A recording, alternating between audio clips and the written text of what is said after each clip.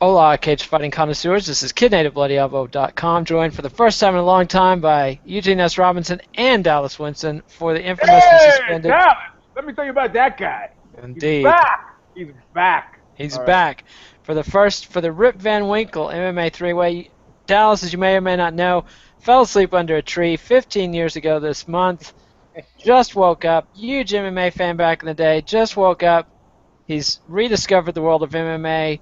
And he's going to come here to give us his thoughts, and we're going to tell him where he's wrong. Dallas, what do you and Chewy think of this new era? Ronda Rousey, Conor McGregor, these are not names we were talking about back in your heyday.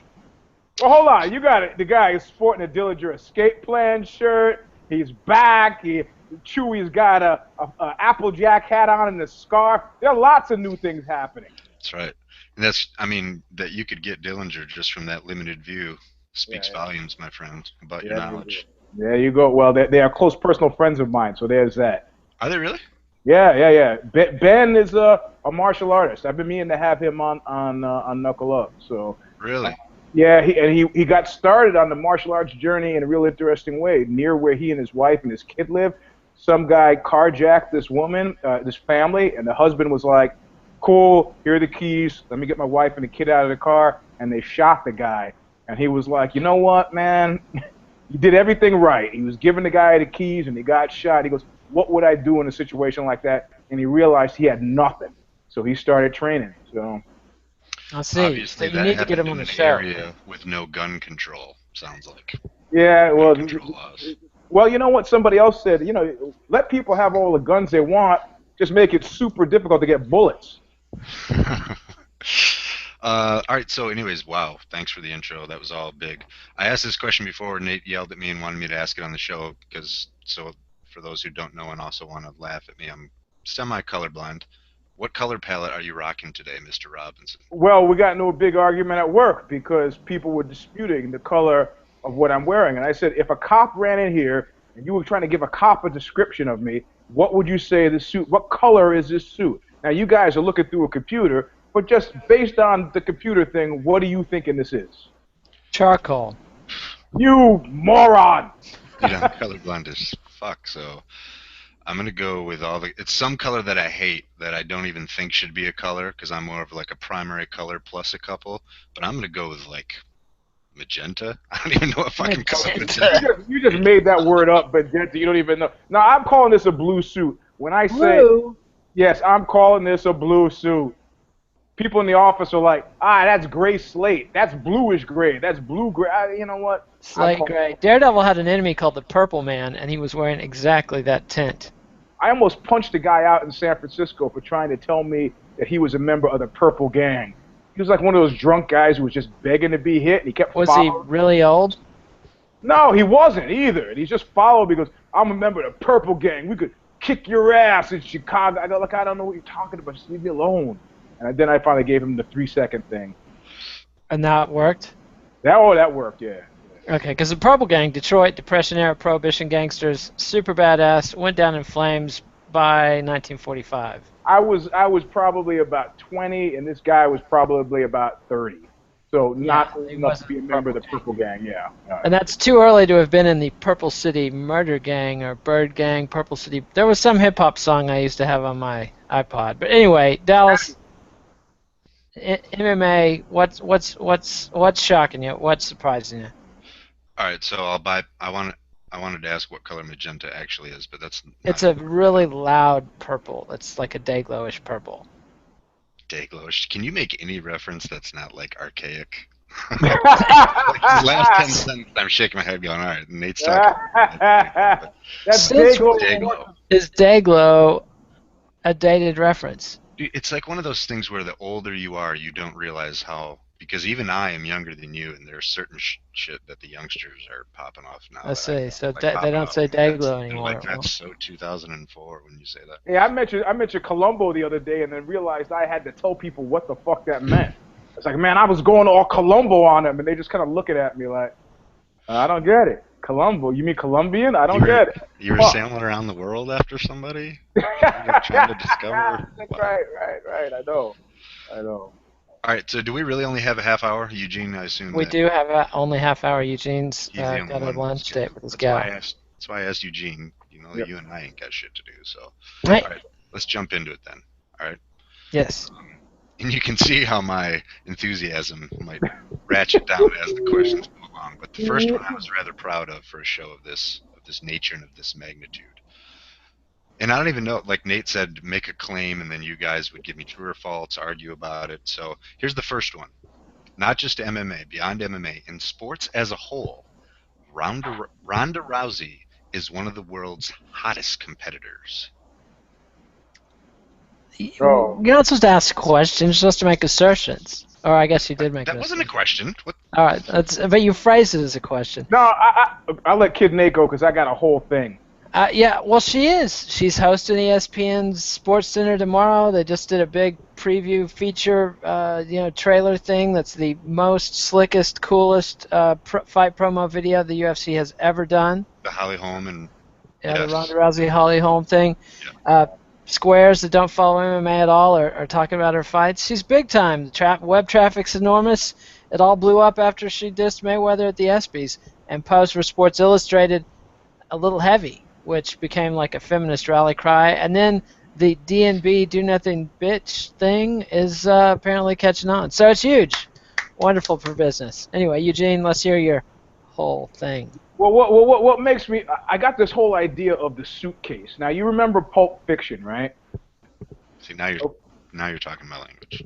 Okay, so Pulp Fiction, they open the suitcase, you get the glowing thing. This wasn't a device unique to Tarantino. He ripped it off from some Hong Kong movie where during the entire course of the movie, you don't see what's in the briefcase, right? So it says all you need to know is that it's something glowy. And I go, these are human beings, you know? Now, you people are suitcases. You fix up the exteriors. Men are routinely suckered in by very fancy suitcases. That suitcase has got nice big titties. I love that suitcase. And you get that suitcase home and you open it up and it's like moldy cheese and string and shiny things inside. You go, wow, I'm sort of disappointed with what I got in my suitcase here, you know? And, you know, if you have a mild friendship, you open the suitcase, and there may be a few things in there you like. If you got a great friendship, well, then there are lots of things in the suitcase that you like. Celebrities are selling suitcases with no interiors. You know, you even have guys like Tom Hardy who are saying, what's inside this suitcase is immaterial to the outside of the suitcase. And I'm saying, of course, the only person who can say that is an actor because his job is professional liar.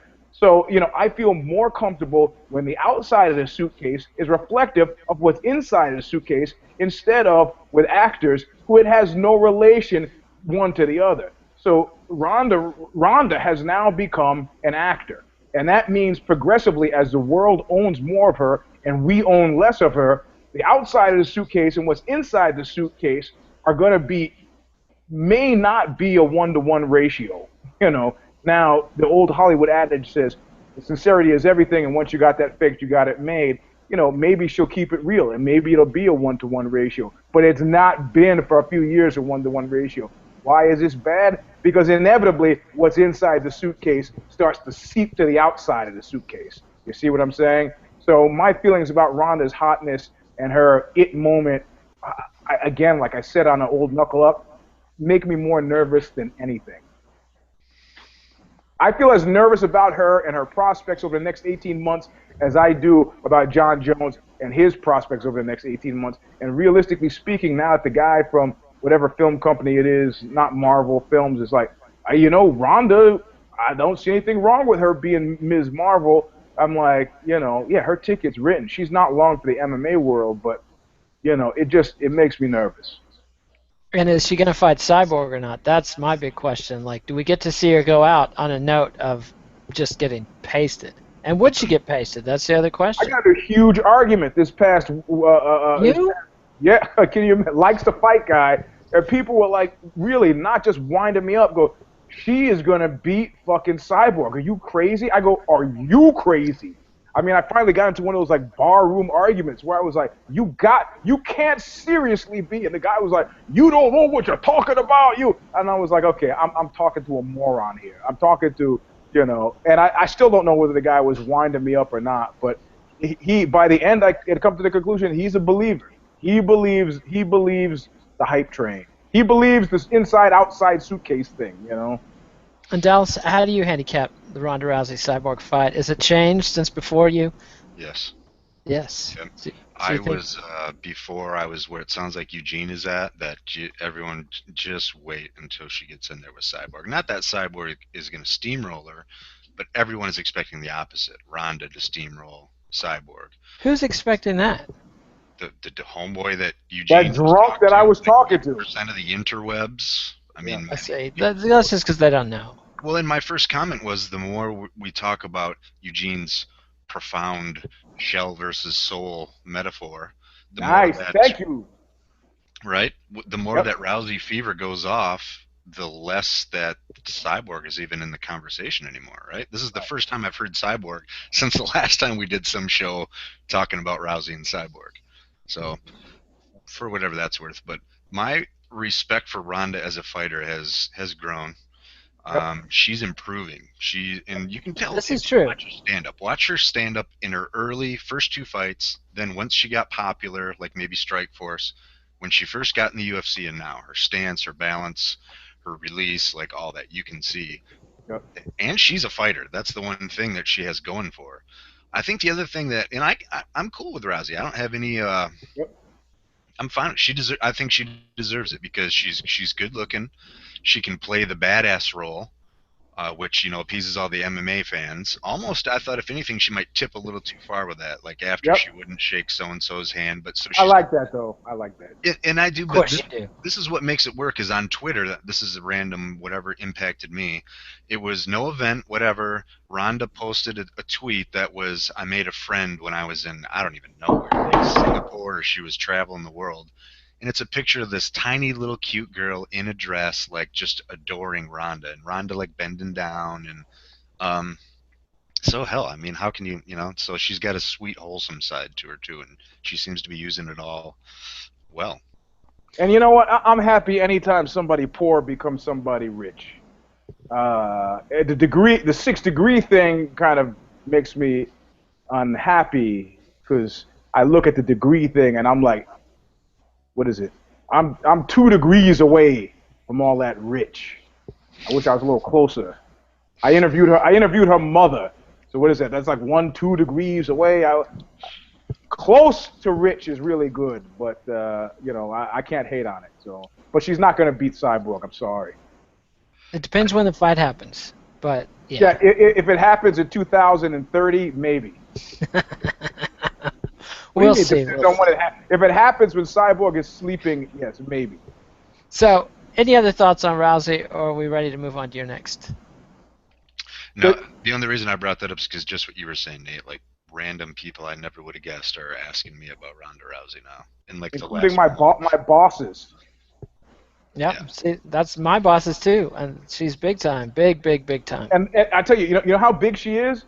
That when Tank and Don Fry said I'd fight her, nobody said anything. It was like, I'll fight her. Yeah. So anyway, Ronda like nothing, Yep. and nothing. Cricket. Yell it out the window, see if that Yep. contract comes over. Yep. All right, Yep. so I'm going to skip my next one because the number 3 is also a 3-parter, and it's a little more serious, and it's a topic that I have some strong emotions on. So here's the assertion or the claim: the way that MMA judges now score a 10-8 round has changed. Yes. And what are you doing, Eugene? I'm Is that your cat? I'm trying to get clicks. Oh my goodness, That's kitty a kitten. porn. That's a kitten. Look at that. Was Clicks. this who you were banging the wall about? Yes. Was that's what Popeye about to consume your lovely calico kitten? No, one of the other cats. We're trying to give the cat away, and we got to take her. But if the cat is injured, then the taker doesn't take the cat. I see. Well, thanks for that pussy shot, gratuitous as it may have been. All right, so the way MMA, and I think they have, Dallas, and I like to credit you with some of that ruckus because of all your typing and stuff about MMA judging. You were like the only guy calling for 10-10 rounds forever. Of course, nobody's scoring 10-10 rounds, but they are scoring 10-8 rounds now much more frequently. We had several this last weekend. Well, I in no way, shape, or form would ever take credit for any of that because I whined forever. I doubt that was it. But there are, No, take credit for it. yeah, okay, yeah, you're welcome, MMA. You're welcome. But there are a couple people on Bloody Elbow, not that like, oh, I follow his, but just that they always say after he went on one random rant, now I look at things differently or whatever. That's my only point. So, Eugene, do you have an answer for that? True or false? I'm sorry, true or false what? The way that MMA judges now score a 10-8 round is different than it was previously. Yeah. You know what? I'm going to have to recuse myself from talking about judges and judging because it doesn't take me but 3 seconds into a judging discussion to go completely fucking grassy knoll insane. You Oh, know. me too. It's And taken and, me years and of. if you're gonna, I got some names for you. Okay, Cecil Peoples was clearly a self-correcting problem. It's rare. I don't see his name appearing too much anymore when they announce the judges.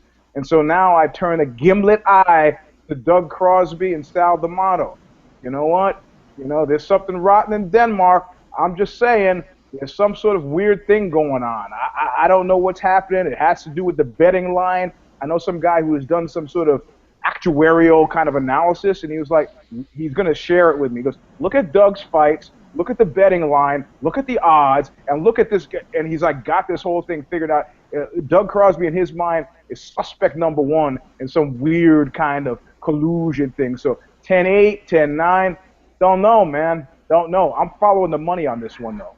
See that you're being fleeced by a reverse conspiracy theory because Crosby is actually a freedom fighter who's calling out the New Jersey Commission for their conflict of interest in letting what is it, Ricardo Almeida judge fighters that he has trained. So, which is really egregious. So, And Eugene, because you probably don't know, I wrote an article, I don't know, a year ago or whatever, claiming Douglas Crosby is the best judge in MMA. and how much What, money did what Doug does pay you that for mean? What that? does that mean? Yeah, right, I wish. So Best here's the judge in MMA. yep, That's because you like know saying about all his fuck ups, right? Do you know that's what like would you saying say about? Himmler is the best Nazi. No, see, that's Well, not who true. is the best Nazi? I If just it's got if that. not Himmler. How good Here, I am. here's the way I always do this. Tell me, name for me. Normally you'd think someone would be able to come up with three, four, five. Name for me two judges that are better than Doug Crosby, meaning they have an overall. If you look No, at all the fights that no. they've judged, who's Now better? see how this works. The way it works is when you say name two judges, I'm not supposed to be able to name any of them because the only reason I know them are because I jacked up decisions. The only reason you look afterward and go, who the fuck decided that? And you want to see who's on it is because a record of abuse. That's why. Totally understand. Makes perfect sense. But based on that, would you say then you are only familiar with Crosby's controversial slash Yeah, bad decisions? correct. Yes. I would just say look at the other ones. Ricardo Almeida has 20 decisions. How do you rate him? Well, he's a fuck. He didn't even go through judging and licensing. He was the one fighter that just they have this whole, the He ABC. knows if Hey, a we guy go trained through with it. him, he probably won the fight. And everyone would say, we need fighters to judge fights. That's the answer. And I always use the example before BJ Penn fought Frankie Edgar for the second time. Somehow I got in the UFC call. That might have been for fighters only. I don't think it was for Bloody Elbow. And I asked them both. Control was such like a contentious part of the judging debate over that first decision. I said, who do you guys think won? What are your thoughts on that? Who do you think won the Control? And they both said, I don't even really know what Control is. I don't really understand that at all. Oh my God. So that was at the time the number 1 and 2 fighters in the world at that weight class. So fighters should judge, but the best ones in the world, the elite, have no idea. And that's not a knock on them. In a way, it was a loaded question because Control, which everyone talks about, it's easy to identify when it's grappling, but what if a fight takes place on the feet? Grading striking opportunities. No one knows what the fuck that is. So what about Ben Cartledge? How do you rate him? He's excellent, actually. He's the sleeper, and Jordan Breen is the Ben Carson. Ben Cartledge. I didn't know he was in the MMA. I just thought he was a lunatic brain surgeon. But No, Ben Cartledge. oh, sorry. I'm surprised you haven't been pressed into doing body double work for Ben Carson. You know what? I tried to get myself all up in Ben Carson's camp for journalistic reasons, and they just wouldn't have any of it. So They saw through you, huh? yeah, they didn't. Yeah. I guess that was it, right? All right, so to move on from this, first, like Doug Crosby is a renegade. He has always scored 10-10s and 10-8s. Like he is a big fuck you to everybody because he's a little bit more abstract and creative. He's had some. There's no question. I could write. He's the best judge. He's had some of the worst decisions, but he's done like over 100 fights. He gets all the big main event, co-main event. Look at him on MMAdecisions.com. He has been solid, and the hardest thing for a judge to do is to be consistent. What about Roy Silbert? And he hasn't had any big fights. He's had 65 fights. None of them were big? Yeah, okay, none of them were big. Fair enough. All right, yeah, I mean, I don't have a better judge off the top of my head. It's because it's the bad judges that get your attention. Exactly. And it's like... You know what? I just actually said that. Well, no, but that's right. But the thing So? with Crosby is people only know his bad calls. And the whole reason I got onto the Doug Crosby trail is I wanted to interview him after Penn and Edgar won, because I did this whole deep analysis and thought, I don't know how he can come up with that unless he's... So I started to follow him after that, and he's really fucking good. So he's had some bad ones. So let's move on. Remember, this is a 3-part question. All right. So on the topic of 10-8 rounds are now scored differently, all right? The MMA world was notified of this change via Jimmy Smith on a Bellator broadcast, and Jimmy Smith's source for why the way judges are now scoring 10-8 rounds differently was Big John McCarthy. So I'm just going to tell you guys that did happen, so let's Okay. get more to the point. The ABC, if you go and look at their website, it's the same definition. There's nothing, the same definition that's been up there since 2009. So you know all the press releases and all the shit that goes out. So really, like the ABC as a whole governing mixed martial arts, they're going to notify us by like Jimmy Smith is going to be like, oh yeah, they're doing that shit differently now. The best ref ever told me that. let's see. So, but that was just anecdotal word of mouth, not any, because they haven't officially changed the rules in a long time. I mean, the last time they tried to, the UFC shot it down and they gave up the attempt. So what's your point? What are we doing here? Fucking said everything you said. Like, is that the case? So do we say, oh yeah, like the way judges score and the way we look at it, it's different because Jimmy said Big John told him so. Nobody was watching the Bellator broadcast, so. So, but you guys both said we're scoring 10-8 rounds differently now. On that broadcast, he said, and now the ABC, that they're doing that different now. They're much more. I'm sorry, I've been uncharacteristically quiet here because I keep thinking about all the money that Jimmy's making that I'm not making. What money is Jimmy making as the Bellator announcer? Good point. I see. Jimmy's a good dude. All right, so that one didn't. Jimmy's not trying to do a show, rush it through his lunch break so he can get back to work, I bet you. And eating during the show. You're probably right. You're probably right. Eating celery. Oh, Jimmy's got a, he goes to work in a limo. That's what I'm saying. All right, final segment of the 10-8. You've been out of the crazy jungle for a while. I can see it takes a while to adjust. Eugene, what's he talking about? Okay. All right, after criminally abstaining from 10-8 rounds for over a decade, MMA judges will now fuck it up and score them too often, overcompensate. Are we supposed to say yes or no to this? I'm following Nate's answer. He said make a claim, state an assertion. You guys. All right, say it again. After criminally abstaining from scoring 10-8 rounds for over a decade, MMA judges will now drastically overcompensate and score them too often. Too often? No. No, When have we had them too often? It doesn't feel like too often to me. No, I'm all for it. Heads on sticks. But when you say all for it, do you mean how 10-8 rounds should be? Because sometimes I got a little traction when I mentioned this. They were throwing out a couple 10-8s that were like, really? I mean, that seems a little like you're throwing that out all willy-nilly.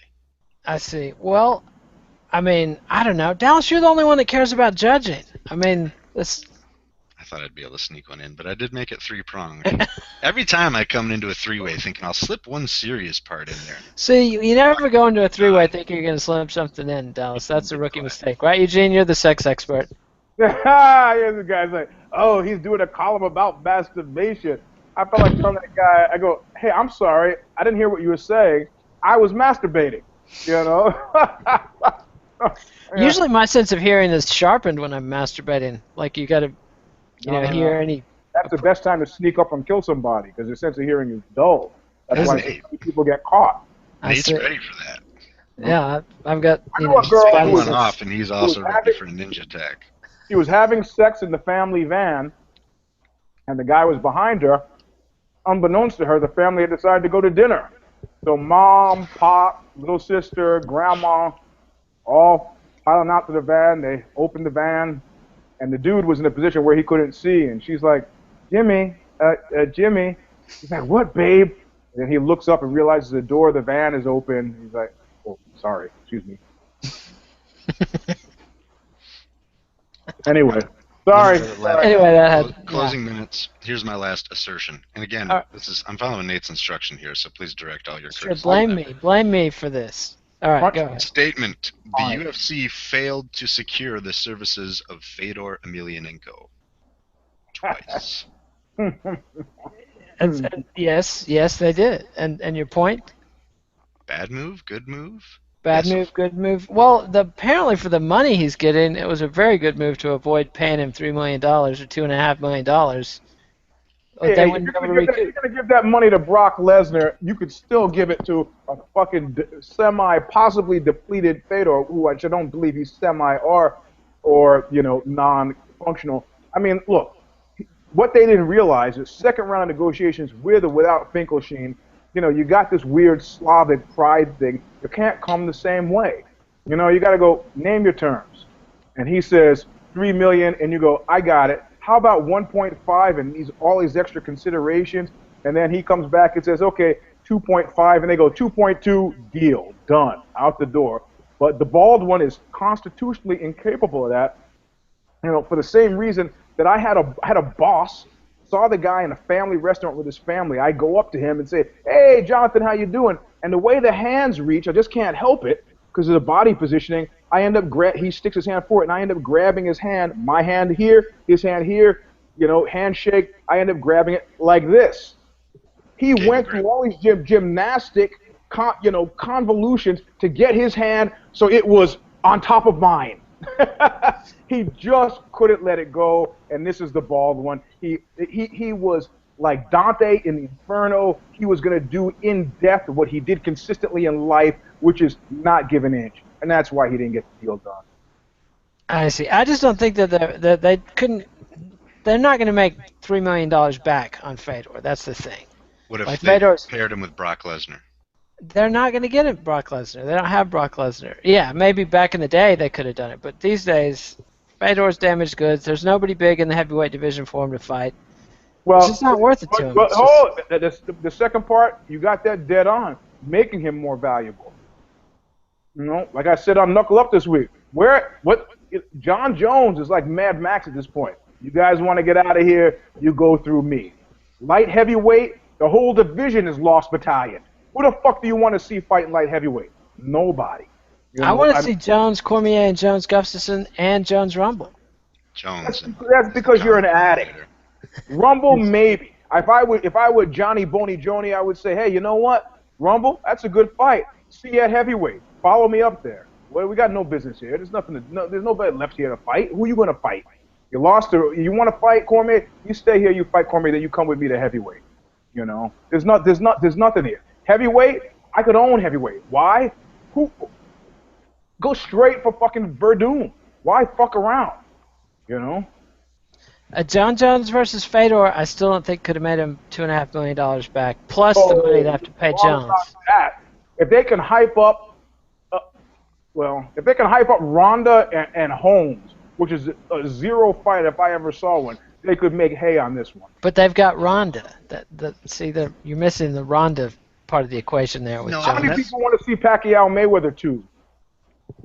A few, but not enough to put it together again. You have a legit point. Ronda's an anomaly, so you can't compare her. But we've seen how the UFC can make something that is not that big of a deal, the hardcore fans, into some huge epic suitcase. Are you talking about Conor McGregor? Oh, fucking A, that was great callback. That's Thank you. really nice. See how Very that good. all came full circle? Yep. But This is so pro shit. why not think about how they could do that if Are you they were saying they're actually doing that with on. Conor McGregor? No, I'm not. I'm just saying think if they. See, he Okay, refuses to name Conor McGregor. look at it this way. What if the UFC did whatever they're doing with Conor McGregor if they tried to do that with Fedor, the last emperor, the man? Oh man. I Well, mean, you think Fedor's going to be moving into Fertitta's spare mansion anytime soon? no, I'm just saying. Usually we talk about like Conor and it kind of seems both ways. Like, oh, the UFC, look at all they've done. But then when you get to Fedor, it's like, what does he have to offer? Well, shit. Why can't the UFC work some of that magic on him? Oh man, He you doesn't know, have to bring all that superstar shit. put together a clip reel for that guy. You Getting got knocked out by Dan Henderson, getting They have choked out by archive footage. Verdum, getting beat up by Bigfoot. I mean, Yeah, because they yeah, show a lot of Holly Holmes, yeah, whiffed high yeah, kicks too. You yeah, know what I right. mean? Yeah, exactly right. Yeah, I'd like to bring up something. This is my favorite imitation of this past week. Yeah, what's that? it's like the bald one and Lorenzo and Frank sitting around the table with their lawyers, and the bald one going, "Man, that session was tough. We barely made it through that." And Frank and Lorenzo going, "Uh huh, yep, we barely made it through." I see. So you think it's going to be man overboard? Ah man, it's like that great movie Lifeboat with Tallulah Bankhead. I'm looking at the bald one. He's sitting on the edge. Man, the water's getting kind of rough. Somebody's got to go. You know, Russia and the Gulag, when they would escape, they would typically 2, 3 people would escape. They would invite people along that they would affectionately call meat. And it's like, hey, we're doing a prison breakout. This guy's like, all right, thanks for including me, guys. They'd be out, through the snowy tundra. They go, hey, what are we going to do for food? Hey, what are you guys looking at? Uh, You are the food, young sir. yeah. In this Well, instance, to close the analogy, the bald one is the food. I see. Well, we'll see. We'll see. Time will tell. Dallas, any final thoughts before we wrap up this magical episode of the Now, MMA Three-Way? tell you about that guy. No. In the future, be a good host, use your experience, and have Eugene come up with questions next time. For I Christ's sake. never let Eugene come up with He doesn't questions. let me. He wisely doesn't let me control shit. That's why Knuckle Up is such a dark alley of abuse and vitriol. Exactly. Eugene has plenty of open lane and knuckle up to drive into the street. Anyway, that's our show. Give us a thumbs up on YouTube. I don't know why, but give us a thumbs up. Subscribe to MMANation.com on YouTube. Follow us on Twitter at Uncle Justice, that's Dallas, at Eugene S. Robinson, that's Eugene, at Kid Nate, that's me. Read me and Dallas on BloodyElbow.com. Read Eugene on Aussie.com, sometimes on Vice's Fightland. My Mafia series, Crime All the Time, still at Aussie.com. Lots of legs on that one. Yes, it's excellent. It's excellent, by the way. I highly recommend it, especially if you're interested in Roy DeMeo. And we're going to do a secret fourth one. A secret fourth one. What is going to be Jimmy Hoffa's burial location? No, it's going to be Anatomy of a Homicide. And how's it going to be a secret? Well, because everybody thinks it's a 3-part series, but this is the 4th part. I see. All right. Well, there you go. So, do I have to plug anything else? I believe I've plugged everything. So, we'll be back on Thursday with an episode of If I Did It, starring Alexi Old and Eugene and myself. No MMA vivisections this week. No, I think maybe they'll have some preview for the GGG fight this Saturday. So 2 weeks till the UFC, and we will fill the airtime with nonsense. I guarantee it. Eugene will be back on Monday with Knuckle Up. So adios, MMA aficionados. We'll see you next time. Thanks. All right, man.